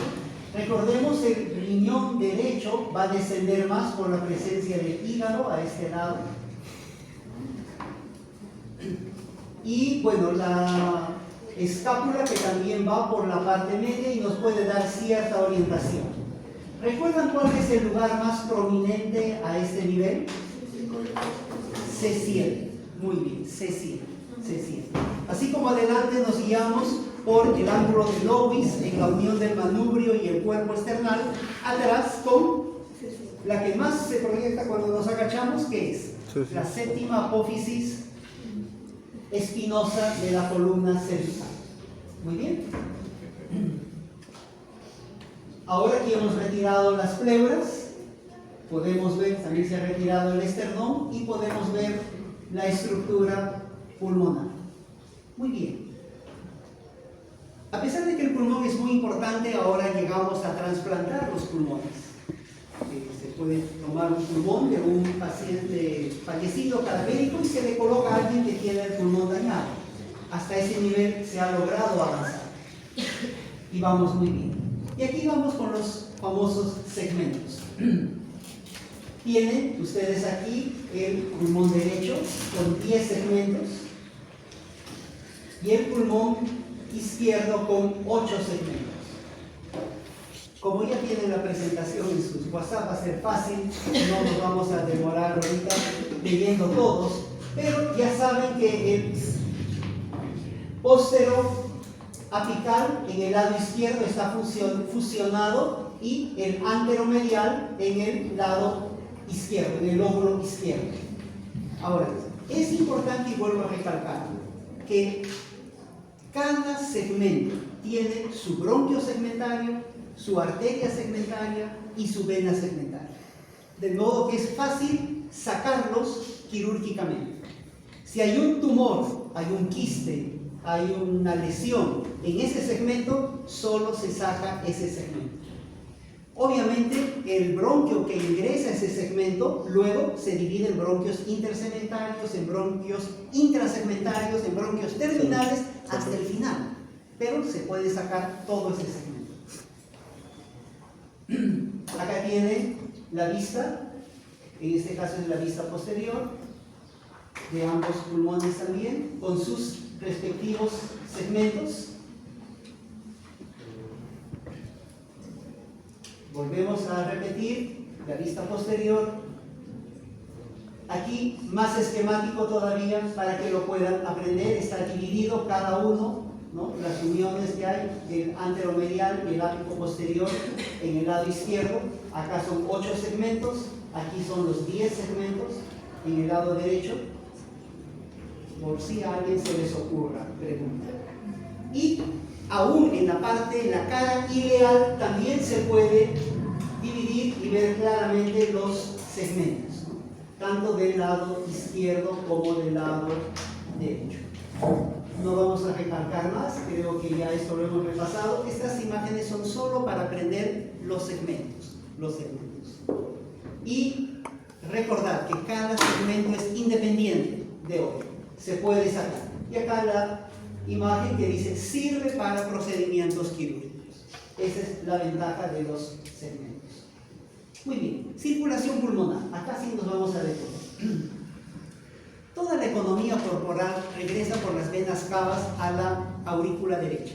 Sangre venosa, desoxigenada, pasa al ventrículo derecho y por el ventrículo derecho sale el tronco arterio pulmonar. El tronco arterio pulmonar se divide en dos. La arteria pulmonar derecha y la arteria pulmonar izquierda que ingresan por el hígado, junto a los bronquios. Y una vez que pasan a los alveolos, lo vamos a ver en otra diapositiva, regresan las venas. El lóbulo superior y medial regresa por la vena pulmonar superior, el lóbulo inferior por la vena pulmonar inferior y de igual manera en el lado izquierdo. Estas regresan a la aurícula izquierda, al ventrículo y salen a la economía general. Esta circulación es solo para la respiración pulmonar, no es para la nutrición pulmonar. Para la nutrición pulmonar es la circulación que hemos visto en los bronquios. ¿Recuerdan? Que vienen ramas de la aorta y ramas de las intercostales. Esta es solamente para lograr oxígeno a fin de cumplir todas las funciones metabólicas del cuerpo. Muy bien. Ahora, ¿saben ustedes cuánto es la presión que sale del ventrículo izquierdo? La presión. Normalmente decimos unos 120, 80. Cuando hablamos de presión arterial media, es el promedio de la fuerza con la que sale la sangre. Más o menos, el más bajito sale como 80. Y normalmente es 90 a 100 la presión arterial media del ventrículo izquierdo. ¿Cuánto es la presión en la arteria pulmonar? 15 milímetros de mercurio. ¿Cuánto es eso? Bajísimo. O sea, la presión que hay en el sistema arterial de la aorta es alto, 90, 100 milímetros de mercurio. ¿Cuánto hay en la presión pulmonar? Es un sistema circulatorio para los pulmones de baja presión, 15 milímetros de mercurio. Eso, no olviden, es diferente. Entonces, el ventrículo izquierdo pues es un músculo poderoso. El ventrículo derecho no necesita ser muy poderoso, porque es un sistema de baja presión. Muy bien. La circulación pulmonar. Aquí estamos a nivel alveolar. Entonces vienen las arterias pulmonares, ¿no? Vienen aquí las arterias que son venosas, pasan, ya vamos a ver luego, por la unidad respiratoria, que son los alveolos, los sacos alveolares, los conductos alveolares, el bronquiolo respiratorio. ¿Y cómo salen? Por una vena totalmente oxigenada, las venas pulmonares que van hacia la aurícula izquierda. Circulación pulmonar para oxigenarse. Muy bien, aquí podemos ver algo de las estructuras. Lo importante es que veamos aquí el tronco arterial pulmonar que se divide en el lado derecho y el lado izquierdo, y las venas pulmonares que traen sangre oxigenada a la aurícula, todas saliendo por el hígado. Una sola arteria pulmonar derecha, una sola arteria pulmonar izquierda, dos venas pulmonares derechas e izquierdas. Casi siempre, por cada arteria hay dos venas. Casi siempre, en la mayoría de casos. Bien. Acá está lo que les había estado mencionando, ¿no? De la aurícula derecha que lleva cada vena. Ya lo hemos mencionado, no es importante. Y aquí vemos la aurícula izquierda y la llegada de las venas izquierdas, las venas derechas a la aurícula izquierda para pasar al ventrículo izquierdo. Muy bien. Salgamos un ratito a las imágenes. Acá tenemos una imagen de tórax, ya la habíamos visto una parecida hace un momento, ¿no? Donde habíamos visto la silueta cardíaca. La silueta cardíaca en su diámetro más ancho, el diámetro más ancho, debe tener máximo la mitad de todo el diámetro de la pared torácica, desde aquí hasta acá. Si la silueta cardíaca fuera grande, más de la mitad de este diámetro, hablamos de un corazón grande, una cardiomegalia. En este caso, miren, es un corazón casi en gota. Su diámetro es menor que todo el diámetro, la mitad del diámetro de toda la caja torácica.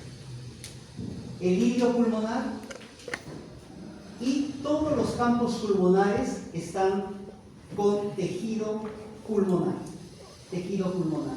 No hay nada. El ángulo costofrénico y el ángulo cardiofrénico están libres. El líquido pleural es exactamente normal. Muy bien.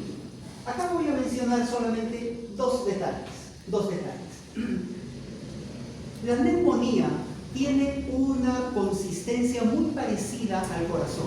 La neumonía es líquido pus dentro de los alveolos. La neumonía. La neumonía primero es congestión, líquido en los alveolos. Ese alveolo ya no puede respirar, pero ese líquido se infecta y se convierte en pus.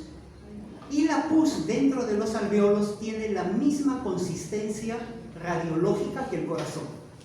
Y cuando la neumonía está cerca del corazón, no se ve la imagen del corazón. Ustedes pueden ver aquí bien la aurícula derecha, ventrículo derecho, ¿no?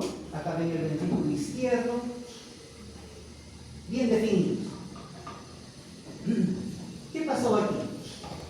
Miren, ¿qué pasó aquí? Casi se borró esta imagen, porque acá hay un proceso que está alterando esto.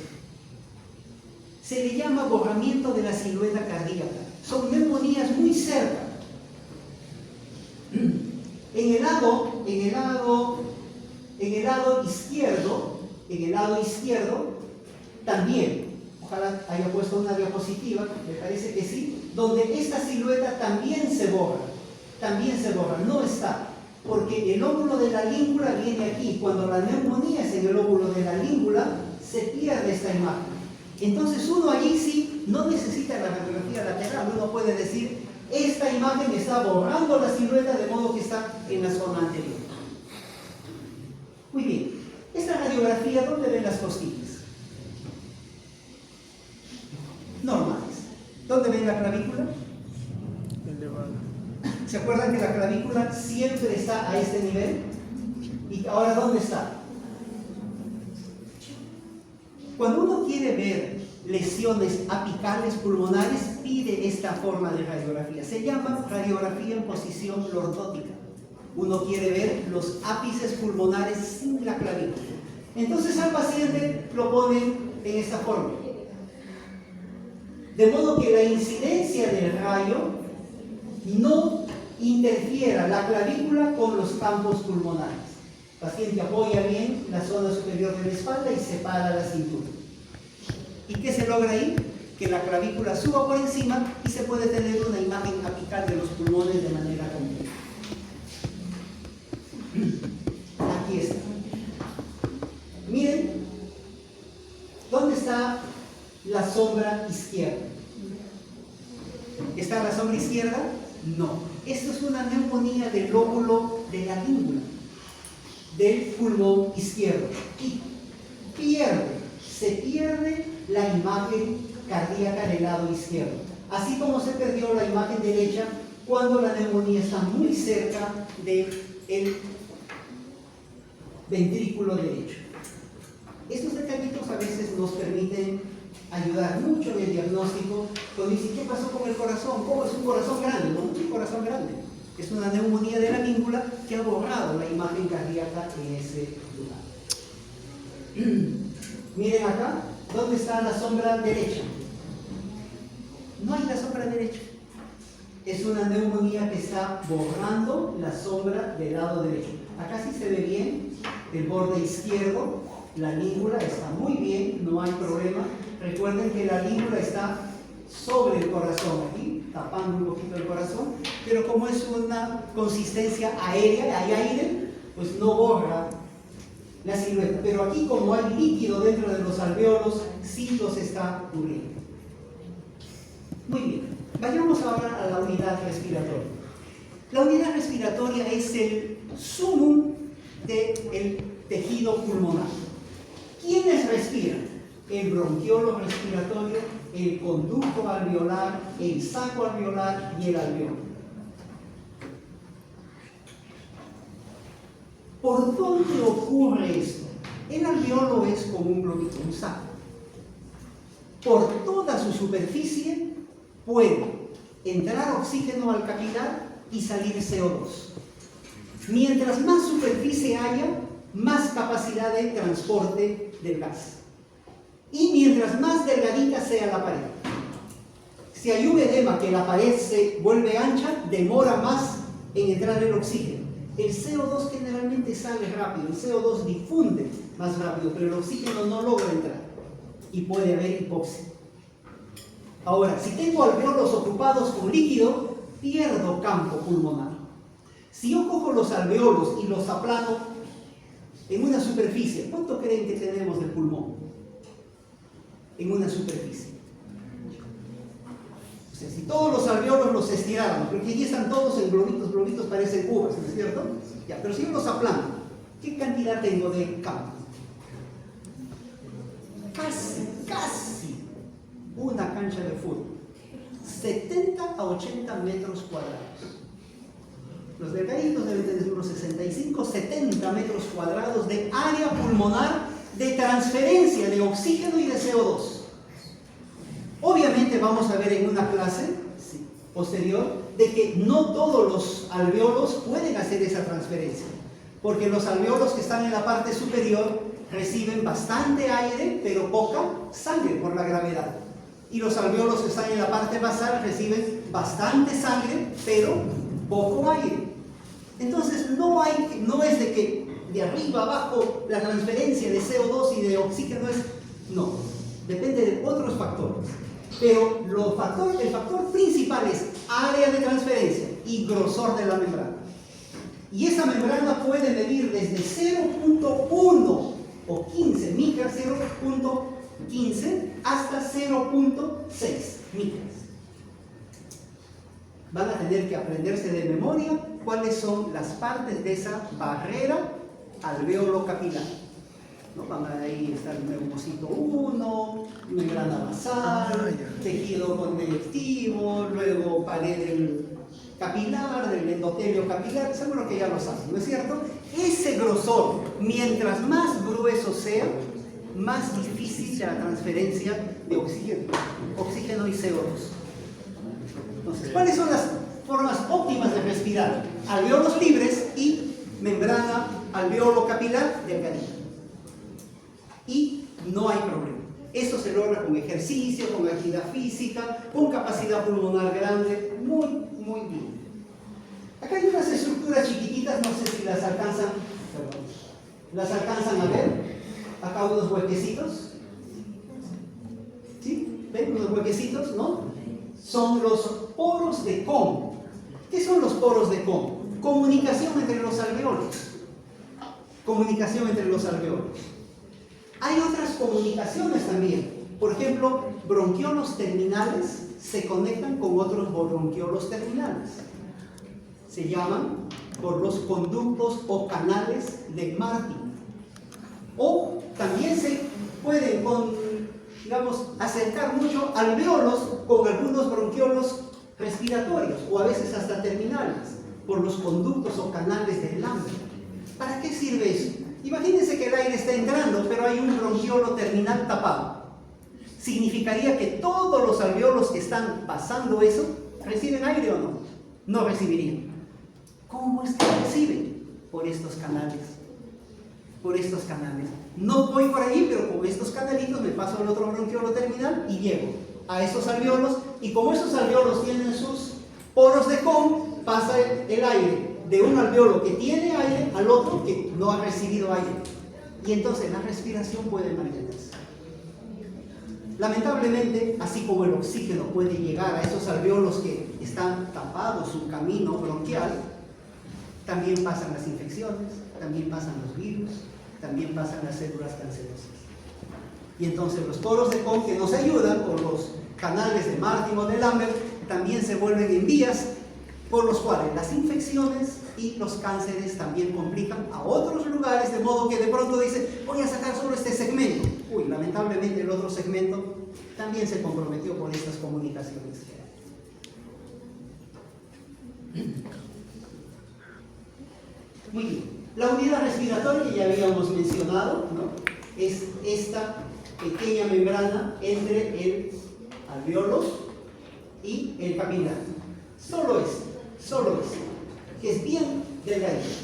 Obviamente hay un reflejo, que es bueno que lo conozcan. El cuerpo, donde ve que no tiene oxígeno ese alveolo, cierra las arterias y manda la sangre a donde hay alveolos que sí tienen oxígeno. Ese reflejo se llama el reflejo vasoconstrictor por hipoxia.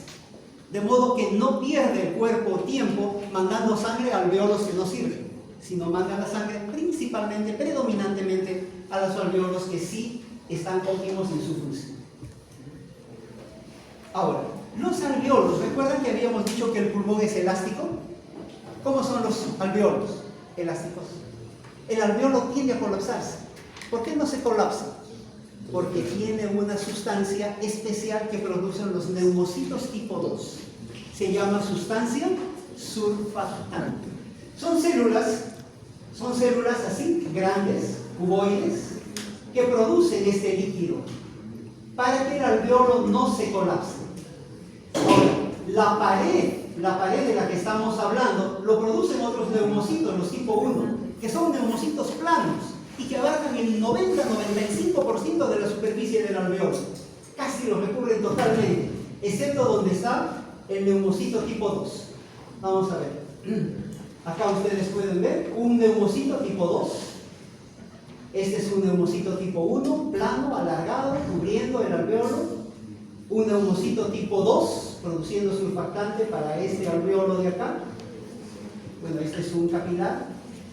Si no fuera por el surfactante, ustedes saben que si un niñito es prematuro, no puede producir surfactante. Antes de las 34 semanas de gestación, generalmente no puede producir surfactante, salvo que su ginecólogo haya estimulado a ese bebé dándole estrés, ¿no? Para eso le inyecta un poco de dexametasona, pues, un corticoide, para que el bebito vaya produciendo surfactante. A veces después de 2 ampollas ya lo sacamos porque tiene problemas adentro, no va a sobrevivir, llegar a las 38 semanas de gestación, y entonces lo hacemos madurar a la fuerza. Pero si no tiene surfactante, pues hay que ponerle sondas, inyectarle surfactante, ponerlo en ventilación mecánica hasta que vaya madurando, ganando peso y produzca su propio surfactante. Entonces, el surfactante es importante para evitar el colapso pulmonar. Recuerdan que les había dicho que el área es importante para que haya transferencia. ¿Qué hace el surfactante? La ausencia de surfactante pierde aire. Si no hay surfactante, no hay alveolo. Y al no haber alveolo, no hay por donde haya la respiración pulmonar. Muy bien. Revisemos algunas patologías. Ya hemos revisado varias para esta sección. ¿Qué pasa si se forman coágulos? A veces estamos operando, digamos, una fractura de fémur, y algunos coágulos se meten por la vena femoral, llegan al ventrículo derecho, pasan a la arteria pulmonar. ¿Y a dónde llegan esos coagulitos? Al pulmón. Y el pulmón se va dividiendo en los capilares que rodean los alveolos, ¿se acuerdan? Pero se taponan. A eso le llamamos embolia pulmonar. Es decir, es la presencia de coágulos que tapan. Acá ven ustedes el coagulito que viene, ¿no?, de una arteria de cualquier parte del cuerpo, entra al pulmón y lo tapa, y acá se ataca. Toda esta zona no recibe sangre. Toda esta zona solo va a recibir aire, pero no sangre.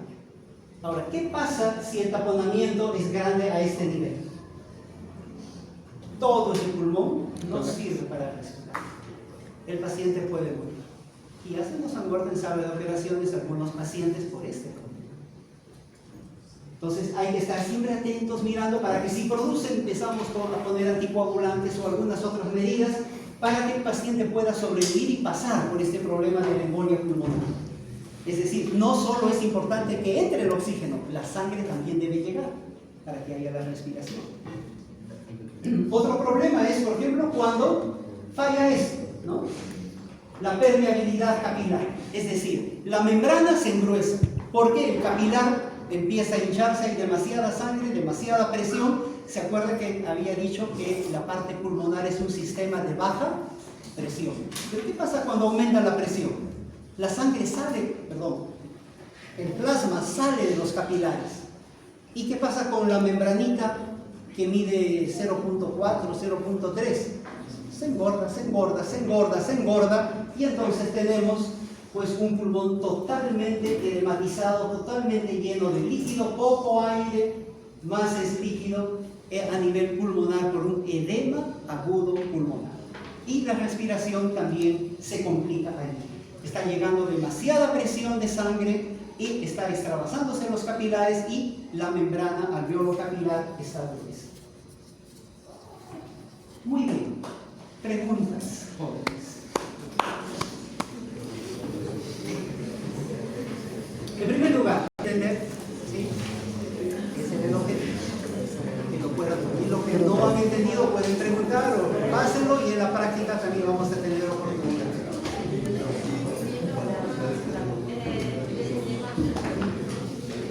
El edema agudo pulmonar.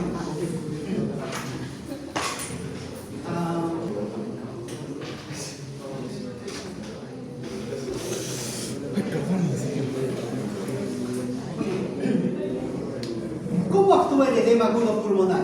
Hay una presión que no le he mencionado, se llama presión hidrostática. Es decir, es la presión que hay dentro del vaso sanguíneo. Entonces, imagínense que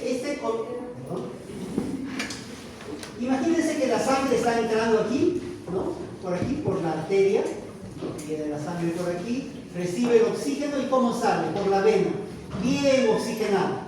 ¿Cómo es el sistema de esta presión dentro del capilar? Un sistema de baja presión. El líquido, es decir, el plasma que está aquí, porque este es el glóbulo rojo, el plasma, ¿sale hacia acá, este lado de la membrana? No sale. Pero si yo aumento la presión, ¿qué va a pasar? Por los poros que hay aquí, en el endotelio capilar, este plasma se va a ver empujado hacia afuera por aumento de la presión hidrostática. ¿Qué es el edema? Aumento de la presión dentro del vaso sanguíneo. Y entonces, al haber aumento de la presión, ¿qué pasa con el plasma? Sale. ¿Sale dónde? Por estos poros de aquí. Recuerde que el endotelio capilar tiene poros. Y se queda aquí, en la adventicia, aquí, en esta zona, entre la membrana del alveolo y el endotelio capilar, aquí, en el centro. Esto se vuelve grueso, ancho. Ese es el problema del edema pulmonar. Engruesa la membrana alveolo capilar. ¿Puede difundir fácilmente el oxígeno? No. El CO2 probablemente sí. El CO2 tiende a difundir mucho más rápido que el oxígeno. Pero a veces también puede haber aumento del CO2. Entonces, como empieza a haber más líquido dentro del intersticio pulmonar, ¿cómo se ven los pulmones? ¿Blancos o oscuros? Blanco. Más blancos, ¿no? Porque la zona blanca es... La zona blanca... estamos, creo... La zona blanca es líquido. La zona oscura es aire. Entonces ustedes ven aquí, lo que antes, ¿se acuerdan los pulmones cómo eran todo esto negrito? ¿Cómo está ahora? Con opacidad. Opacidad. Esa opacidad es edema agudo pulmonar. Engrosamiento de la barrera alveolo capilar. ¿Qué hay que hacer ahí? Poner diuréticos, ¿no? Para que la persona orine y funda ese edema y pueda la persona respirar. Y hay que bajarle la presión también, ¿no? Para que no haya un sistema de presión que siga produciendo el edema pulmonar. Ahora sí.